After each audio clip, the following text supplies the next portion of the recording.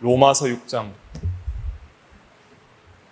1절부터 5절까지 말씀입니다.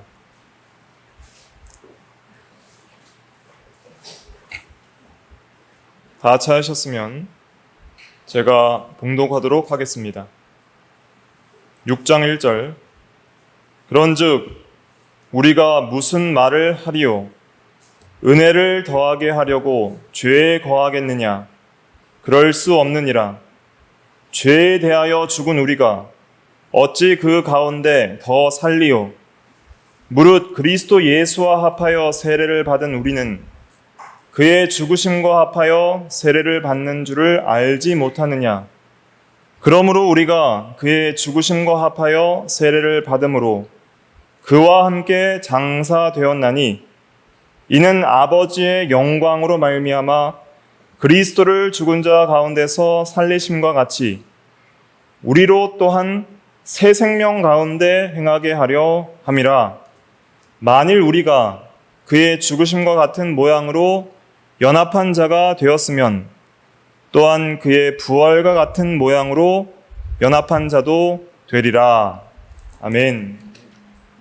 이 시간 말씀의 제목은 2절 말씀에 보면 죄에 대하여 죽은 우리가 어찌 그 가운데 더 살리오 그랬는데, 이 말씀을 근거로 해서 죄에 대하여 죽은 우리, 죄에 대하여 죽은 우리라는 제목으로 하나님의 말씀을 증거하겠습니다.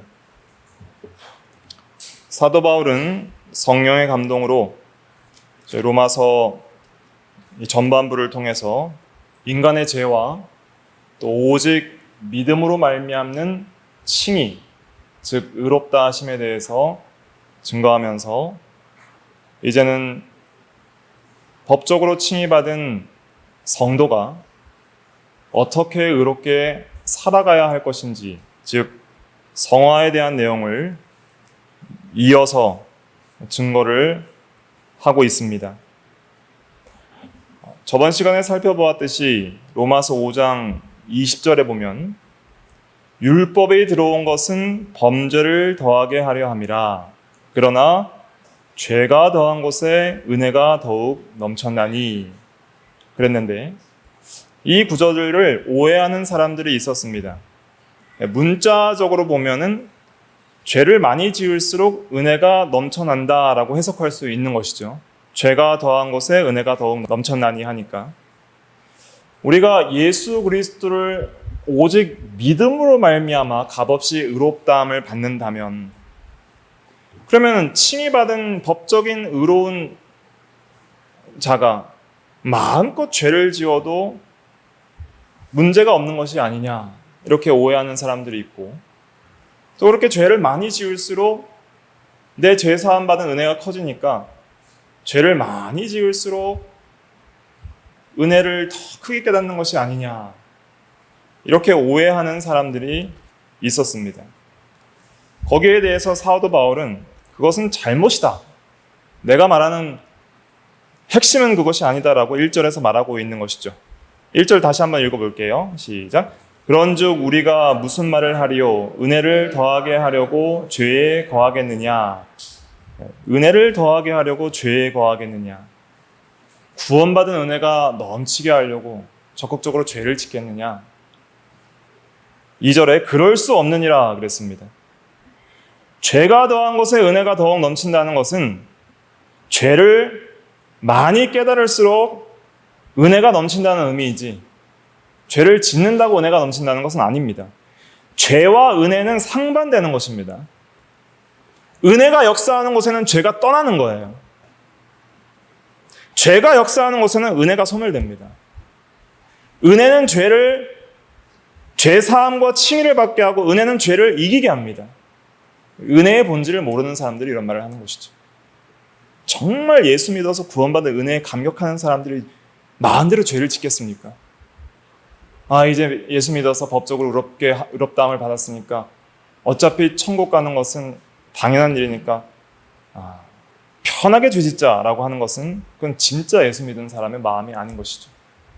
정말 은혜에 감격한 사람은 그 은혜가 너무 감사해서 타원하여 순종하는 삶을 살아갈 수밖에 없는 것입니다.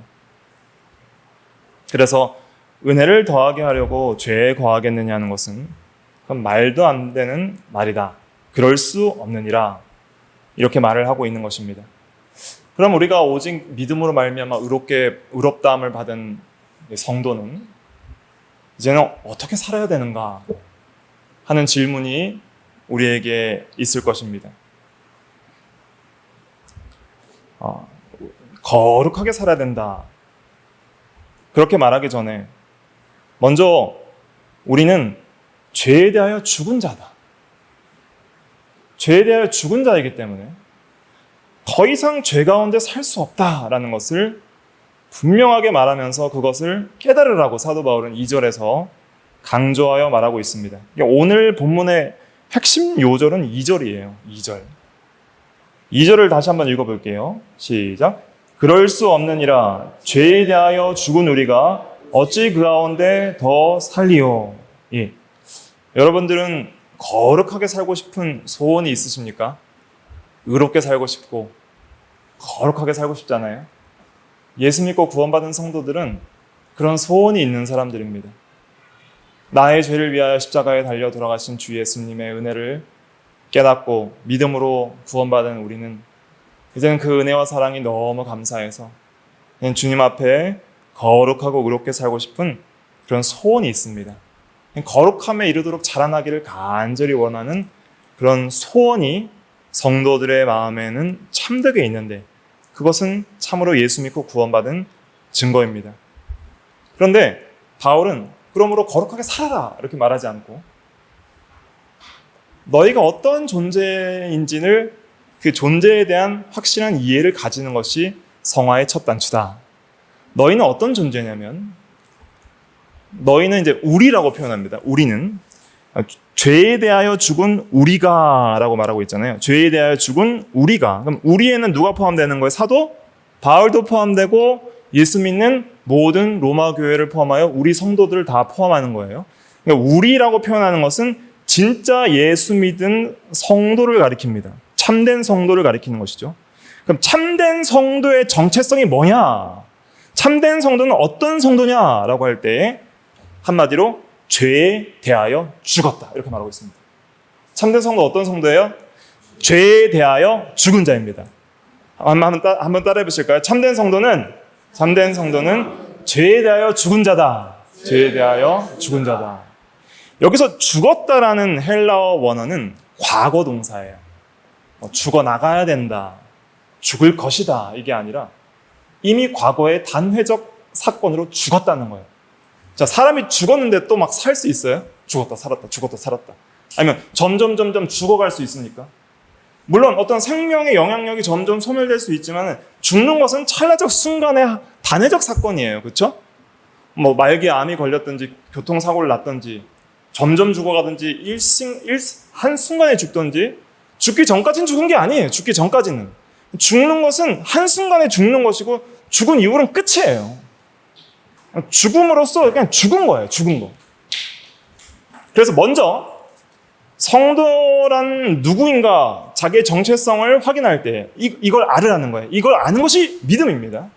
성도는 죄에 대하여 과거에 죽은 자예요. 과거에 죽었다. 여러분들이 기도하시면서 이 말씀을 묵상하십시오. 죄에 대하여 죽은 우리입니다.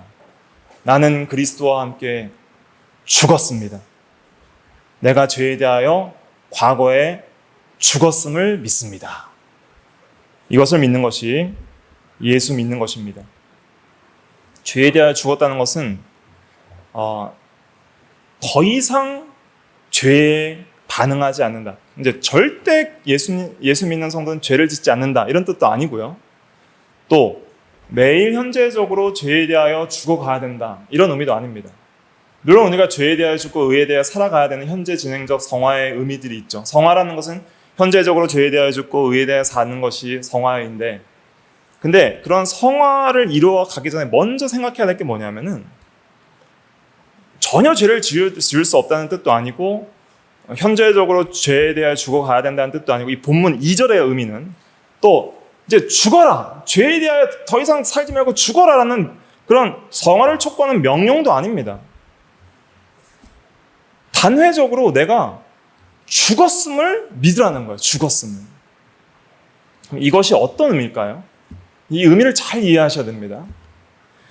죄에 대하여 과거에 예수를 믿음으로 나는 죽었다는 의미는 첫째로는 예수 그리스도와 믿음으로 성령 안에서 연합하여서 예수님과 연합하는 것은 신비적이고 생명적이고 유기적이고 영적인 연합이에요.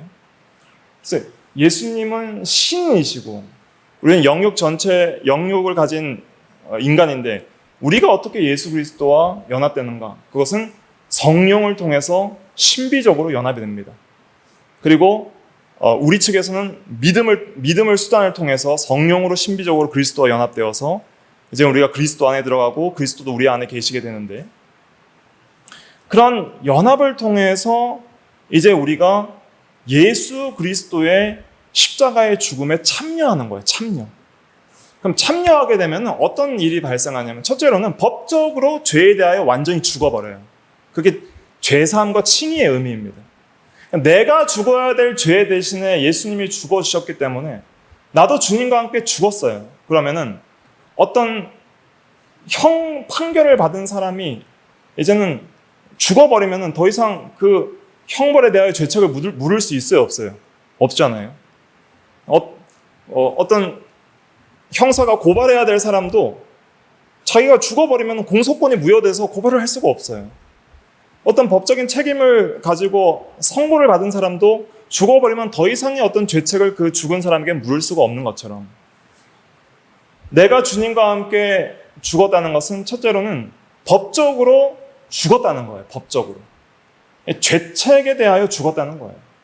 더 이상 죄의 책임을 물을 수 없는 자가 되었다. 이런 뜻입니다. 얼마나 감사합니까? 우리는 죄에 대하여 죽었기 때문에 너는 죄인이라 영원한 심판을 받으라는 죄책을 물을 수 없는 존재가 된 거예요. 죽었으니까. 죽은 사람에게 어떻게 죄를 정죄하겠어요? 죽은 사람에게 어떻게 죄를 묻겠어요? 그렇죠? 그래서 법적으로 온전히 죄에 대하여 죽었기 때문에 죄책과 심판과 형벌에 대해서 이제는 자유하게 되었다. 이런 뜻이죠. 그런 신분의 변화를 정체성을 믿고 깨닫고 감사하라. 그것이 성화의 첫걸음이다. 그것을 말하는 동시에 지금은 근데 이 법적인 면을 강조하는 게 아니라 실제적인 면을 지금 말하고 있는 거거든요.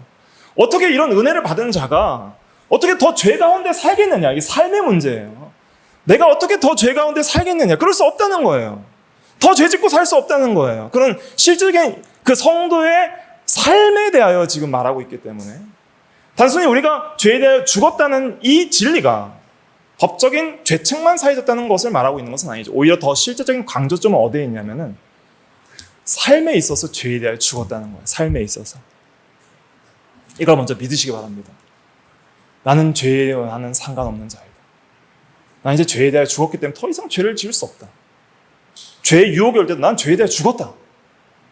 죽은 자이다. 죽은 우리가 어찌 그 가운데 더 살리려고 그랬잖아요. 삶의 문제. 어찌 그 가운데 더 살리려. 어떻게 죄를 더 짓고 살겠습니까? 이런 뜻이죠. 삶의 문제라니까요. 그럼 이게 무슨 의미일까? 조금 어렵게 말씀드리면 이렇습니다. 어렵게 말씀드리고 쉽게 말씀드릴게요.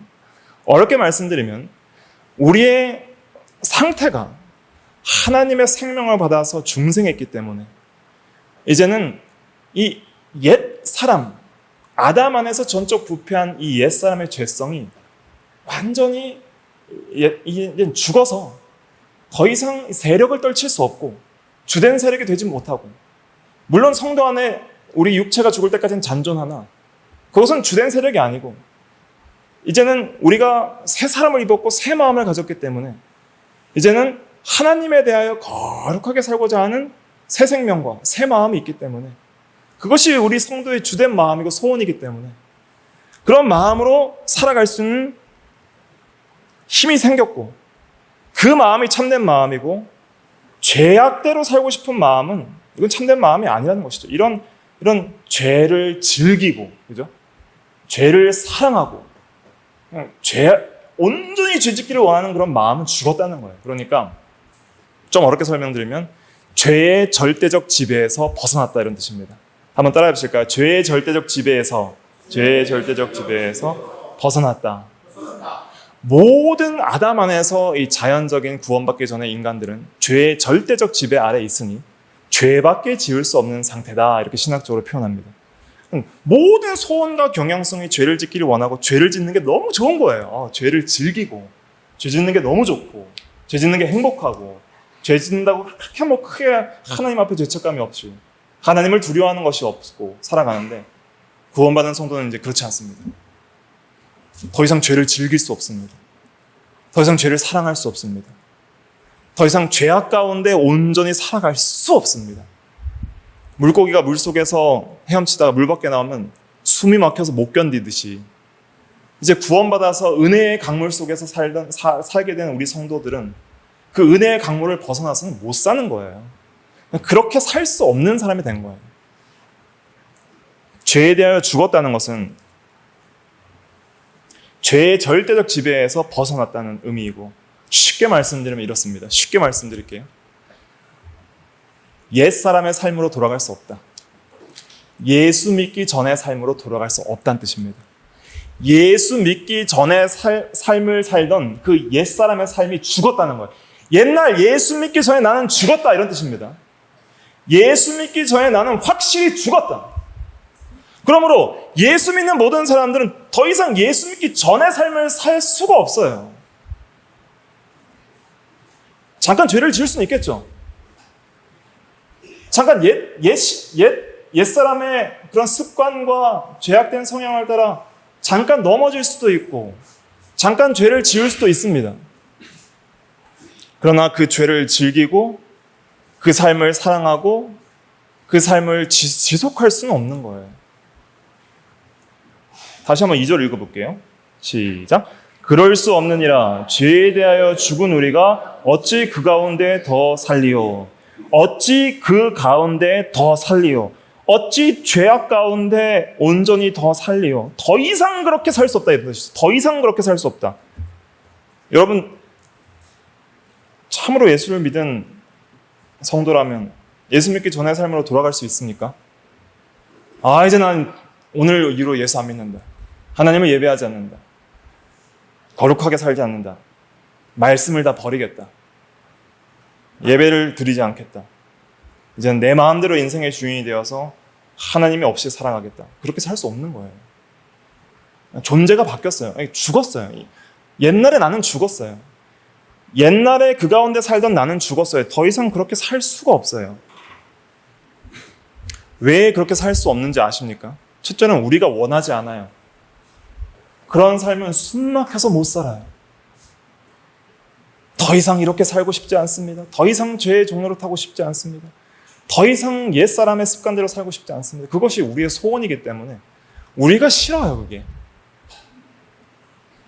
그렇게 사는 것을 견딜 수가 없습니다. 또 하나님께서 가만히 내버려 두지 않습니다. 하나님의 은혜를 주시고 때로는 책망하십니다. 우리가 옛사람의 삶을 살잖아요. 예수 믿는 모든 성도는 하나님의 자녀이기 때문에 너희에게 징계가 없으면 사생자여 버림을 받은 자니라 히브리서 12장에 그랬잖아요. 반드시 하나님의 징계가 있습니다. 반드시 하나님이 막으십니다. 막으시는 방법이 크게 두 가지가 있거든요. 첫째는 아주 비참하게 만드시는 거예요. 비참하게. 그럼 비참하게 만들면은 예수 안 믿는 사람은 하나님을 저주하는 거예요. 하나님을 원망하고 불평해요. 그런데 참된 하나님의 자녀는 자기의 죄를 저주해요. 그리고 이 비참함과 죄악 가운데서 건져달라고 하나님을 의지하고 간구하게 되어 있습니다. 그렇게 회개하여서 돌이키도록 만드시는 거예요. 그래서 우리가 다시 그 가운데 살게 되면 반드시 돌아올 수밖에 없습니다. 어찌 너 그 가운데 살리하고 다시 돌아오는 거예요. 계속적으로. 그리고 특별한 경우에는 하나님께서 막으시는데 육신의 생명을 끊으셔서까지도 죄를 못 짓게 막으십니다. 죽이시더라도 막으시는 거예요. 그것이 대표적인 예가 고린도전서 11장 30절에 보면 그러므로 너희 중에 약한 자와 병든 자가 많고 잠자는 자도 적지 아니하니. 잠잔다는 것은 성도가 죽었다는 뜻이거든요. 성찬을 욕되게 할 때 실제로 성도들 가운데서도 하나님께서 하늘나라로 데려가 버리셨습니다. 징계를 통해서. 그러니까 더 이상 죄를 못 짓게 생명을 끊어버리실 수도 있고 아주 비참하게 만드셔서 회개하고 돌이키게 만드실 수도 있습니다.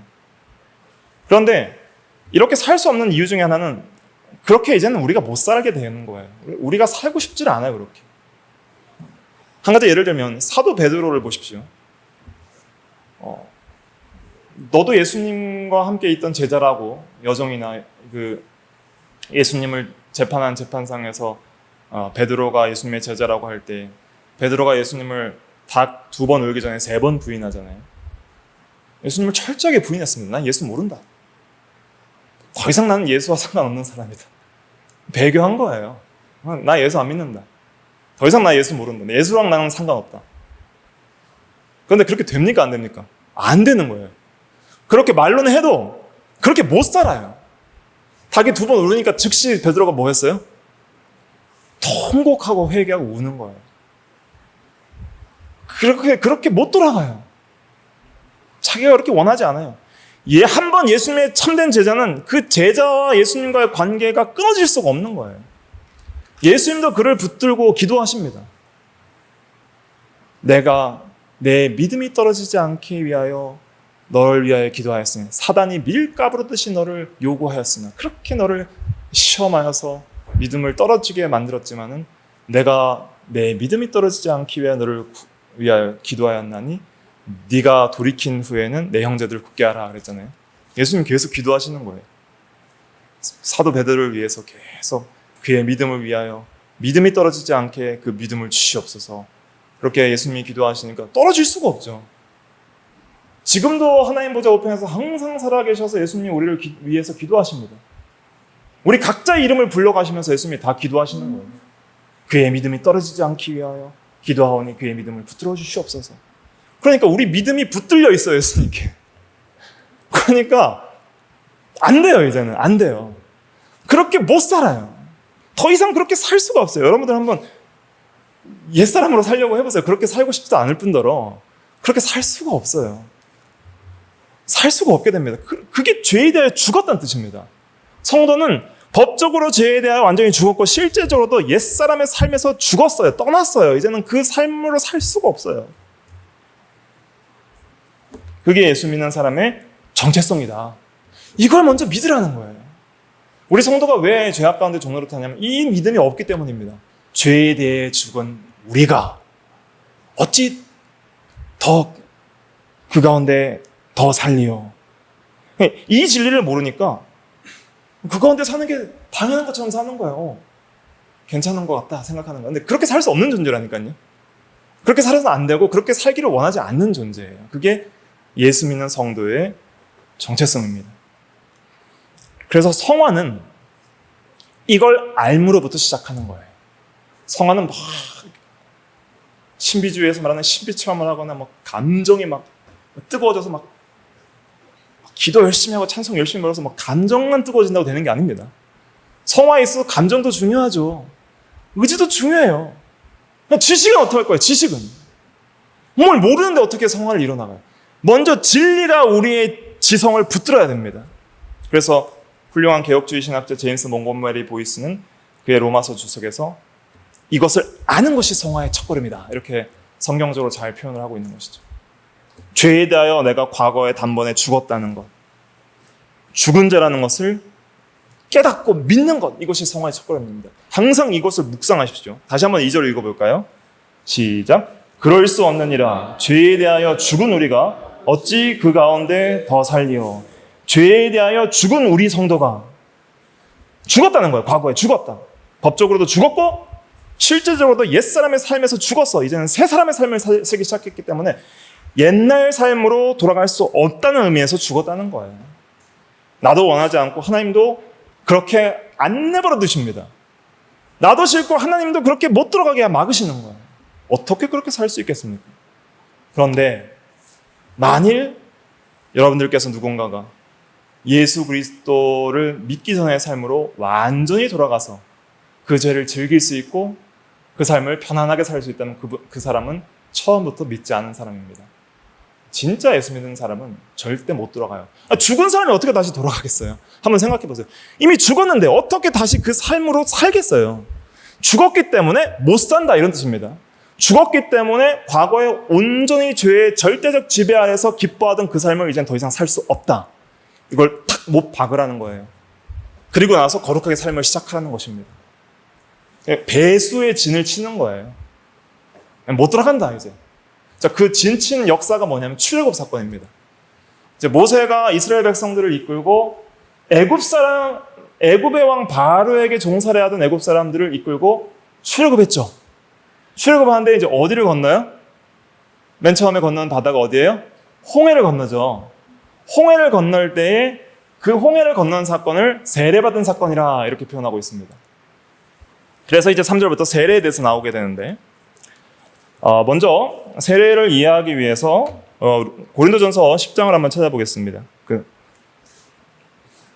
고린도전서 10장 1절부터 2절 말씀.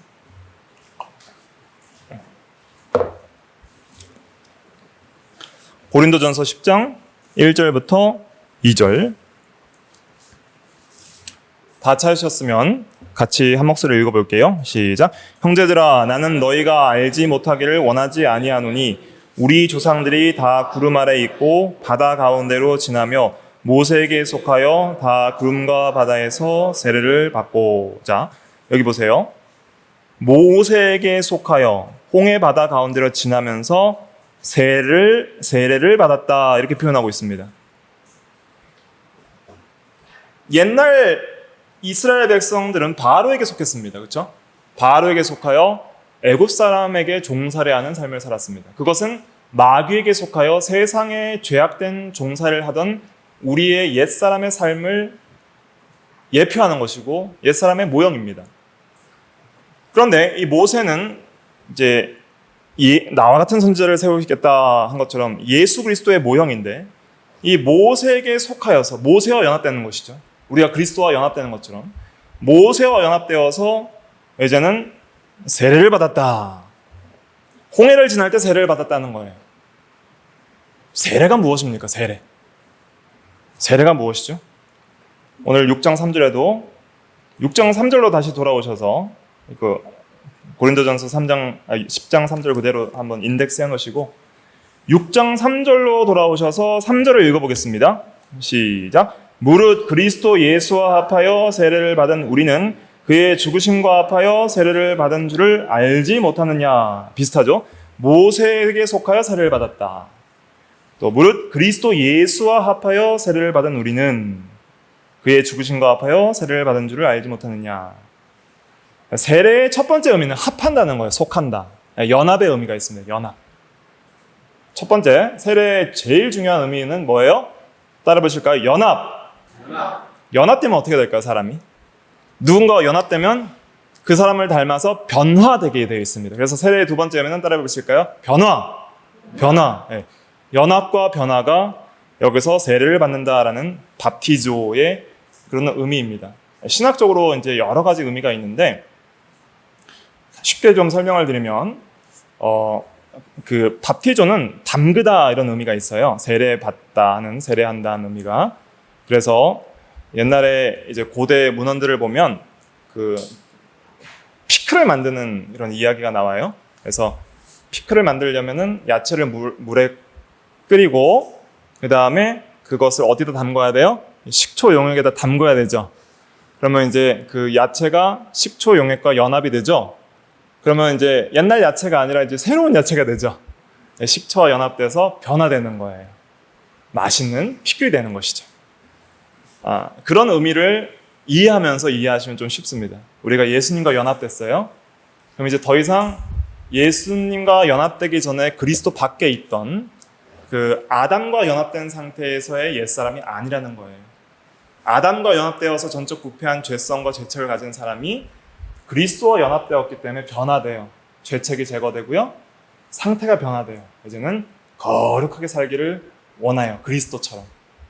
그리스도께서 이 세상에 오셔서 하나님 아버지께 온전히 죽기까지 순종한 것처럼 그리스도의 마음이 내 마음이 되고 그리스도의 죽음이 내 죽음이 되고 그리스도의 부활이 내 부활이 되고 그리스도의 생명이 내 생명이 되고 그리스도의 아버지가 나의 아버지가 되고 그리스도의 천국이 나의 천국이 되고 그리스도의 능력이 나의 능력이 되고 그리스도가 나의 모든 것이 되는 것이 연합과 변화의 의미입니다. 예수를 믿는다는 것은 그리스도와 하나 되는 것이에요. 믿음으로 말미암아 그리스도와 우리가 연합되었고 그리스도 안에 들어가서 그리스도의 모든 구원의 은혜를 우리가 값없이 받는 것이고 그 은혜에 참여하는 것입니다. 그래서 그리스도와 합하여 세례를 받는다는 의미는 우리 교회에서 세례 주잖아요. 세례 주는 것은 진짜 세례 받는 당신이 예수를 믿음으로 말미암아 예수와 합하여 변화되었다. 그것을 표하는 거예요. 당신은 정말 예수의 사람입니다. 당신 안에 예수 그리스도가 있습니다. 그 예수로 말미암아 당신은 죄에 대하여 죽었기 때문에 죄 사함을 받았고요. 그리스도의 의를 받았기 때문에 의롭다 하심을 받았고 그리스도의 생명으로 부활하여서 이제는 그리스도를 위하여 살게 되는 삶을 살기로 소원합니다. 그런 신앙 고백이 있으므로 이제는 외적인 표인 세례를 줍니다 하고 세례를 주는 거예요. 그러니까 세례라는 것은 먼저 첫째로는 성령을 통하여 성령 세례를 받아야 돼요. 성령 세례라는 것은 성령을 통하여 그리스도와 연합시키는 그 놀라운 성령의 그리스도와 연합시키는 일을 성령 세례라 신학적으로 이렇게 표현합니다. 성령 세례를 받은 사람이 그 세례를 받았다는 증거로 외적 세례를 주는 거예요. 그래서 세례의 가장 1차적인 문자적 의미는 씻는 예식이잖아요. 세례가 씻을 세자에다가 예식 예자니까 씻는 예식이에요. 그래서 세례를 통해서 물을 통해서 나의 더러운 때가 씻겨지듯이 그리스도와의 연합을 통해서 그리스도 안에서 내 죄가 사함받고 씻겨집니다라는 그런 의식인데 단순히 죄 사함의 씻음만을 강조하는 것이 아니라 그리스도의 연합과 참된 변화가 본질이에요. 그래서 이제 배우리 문답에 보면은 그 세례는 무엇입니까? 라고 할 때 씻는 예식인데 그것은 예수 그리스도와 접붙임, 연합과 죄사함과 양자됨과 부활에 참여함과 이제 새 생명 가운데 그리스도를 위해 살기를 소원하고 교회에 가입되는 것입니다. 이렇게 이제 표현을 하거든요. 세례에 이런 충만한 의미가 있는데 오늘 한 가지 본문 중심으로 강조하고 싶은 것은 세례는 두 가지 한번 따라보실까요? 연합과 변화. 이것을 지금 강조해서 말하는 거예요. 예수와 합하여 연합된 사람은 반드시 변화된다는 거예요. 주님을 닮은 모양으로. 그래서 5절 한번 읽어볼까요? 5절 시작. 만일 우리가 그의 죽으심과 같은 모양으로 연합한 자가 되었으면 또한 그의 부활과 같은 모양으로 연합한 자도 되리라. 여기 보세요.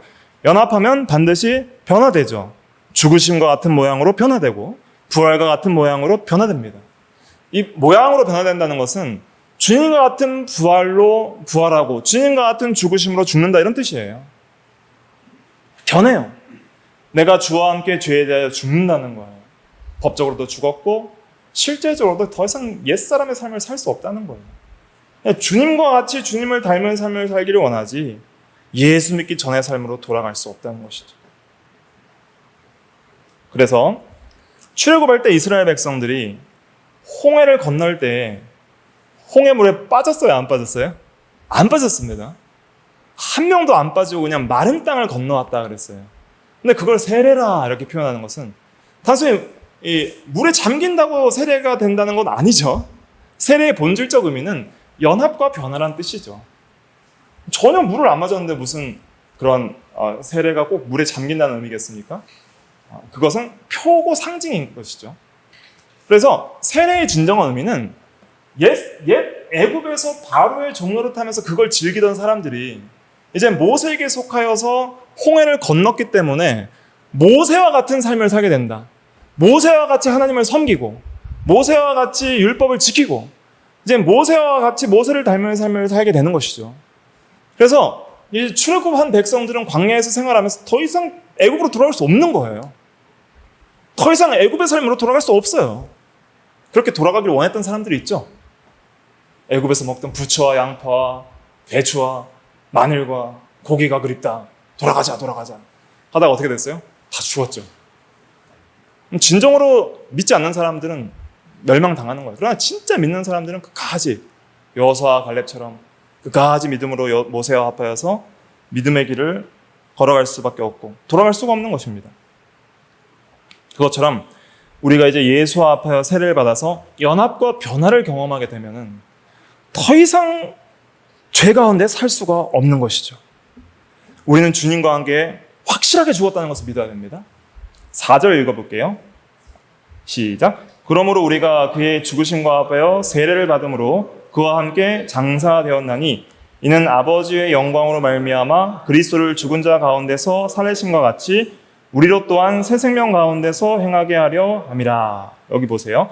우리가 그의 죽으심과 합하여 연합하여 세례를 받음으로 연합과 변화를 경험하여서 그와 함께 이제 장사되었다. 변화는 첫째 죽었다는 거예요. 근데 죽음을 장사되었다 이렇게 표현한다는 것은 완전히 땅에 묻혀서 이 세상에서 사라졌다 이거예요. 사라졌다. 죽음의 확실성을 선포하는 것입니다. 진짜 죽었다. 진짜 죽은 사람은 어떻게 해요? 무덤에 묻어버리는 거예요. 혹시 살 가능성이 있을까 하고 이렇게 놔둘 수도 있잖아요. 보통 유대인들은 나사로가 이제 죽은 지 나흘이나 됐다 그랬잖아요.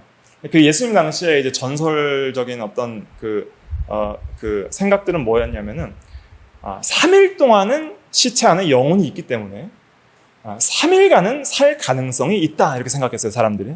근데 왜 예수님이 나사로가 죽은 지 나흘 만에 무덤에 찾아갔냐면 인간의 소망이 끊어져서 더 이상 살아갈 소망이 없다, 살아날 소망이 없다 생각할 그때 오시려고 4일째 되는 날 오신 거예요. 그러니까 무덤에 장사됐다는 것은 진짜 죽었다는 것입니다. 이걸 믿으라는 거예요. 예수 믿는 사람들은 진짜 죽었습니다. 믿으십시오. 죄에 대하여 죽은 우리가 법적으로도 죽었고요. 실제적으로도 옛사람의 삶에서 죽었어요. 더 이상 그렇게 살 수 없어요. 애굽으로 돌아갈 수 없어요. 예수 믿기 전의 삶으로 돌아갈 수 없어요. 돌아갈 수 없습니다. 그럼 이제 어떻게 살아야 될까요? 돌아갈 수 없으니까 조금이라도 옛날 생각하면서 조금이라도 죄를 짓고 살아야 될까요? 아니죠. 전진해야죠, 이제는. 앞만 보고 나아가야 됩니다. 표대를 향해 뒤에 있는 것은 잊어버리고 앞에 있는 표대를 향해서 예수 그리스도께서 우리를 구원하신 거룩한 삶의 목적을 위하여 우리는 전진해야 되는 것이죠. 4절에 보면 그와 함께 장사되었나니 이는 아버지의 영광으로 말미암아. 이 영광은 하나님의 모든 속성을 가리키는데 특별히 능력을 가리키는 겁니다. 골로새서 1장 11절을 근거로 해서 능력, 그러니까 아버지의 영광의 능력으로 말미암아 그리스도를 죽은 자 가운데서 살리신 것 같이, 부활의 능력으로 죽은 자 가운데서 살리신 것 같이 우리도 살리셨기 때문에 영혼을 영적으로 살리셨다는 거예요.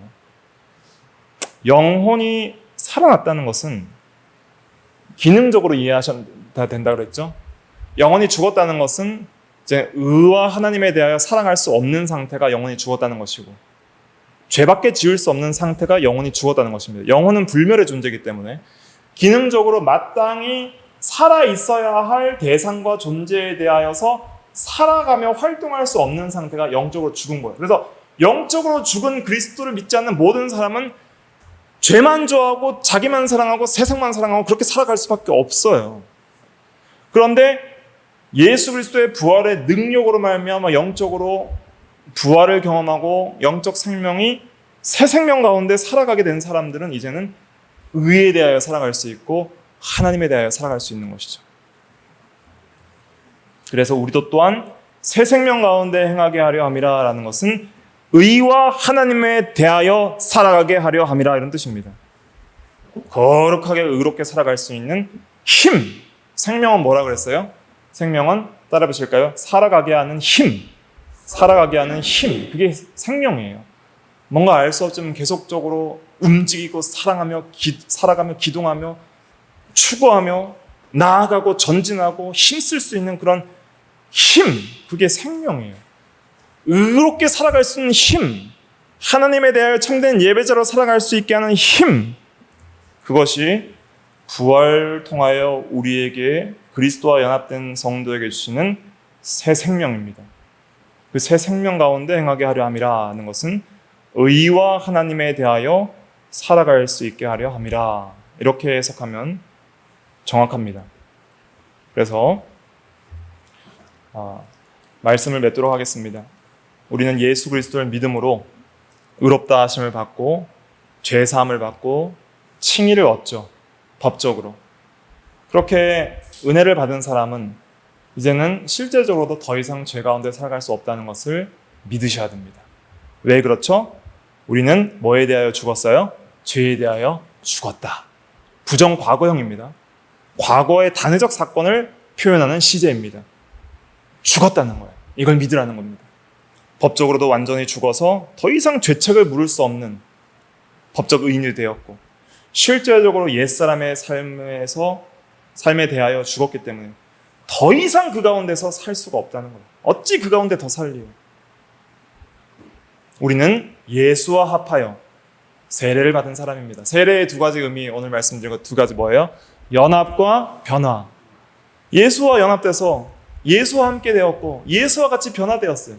그러니까 더 이상 살 수 없는 거예요. 그렇게 아담 안에서 아담을 닮고 마귀를 닮은 옛사람의 부패한 상태에서 더 이상 살 수 없는 거예요. 예수와 합하여 예수와 같이 변화되었기 때문에 예수님을 닮은 삶을 살기를 원하지, 새 생명 가운데 의와 하나님에 대하여 예수같이 살기를 원하지, 더 이상 그렇게 살 수 없다는 거예요. 이것을 믿으라는 거예요.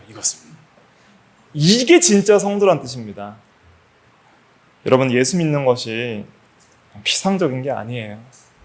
놀라운 은혜가 있고요, 이런 놀라운 실제적인 역사가 있는 것입니다. 이러한 진리를 우리가 붙들어야만이 우리가 죄를 이길 수 있는 힘이 생기는 거예요. 이 죄에 대하여 죽은 우리라는 확실한 진리의 지식을 깨닫고 믿는 이 지식이 우리를 능력 있게 이끄는 것입니다. 다 같이 기도하겠습니다.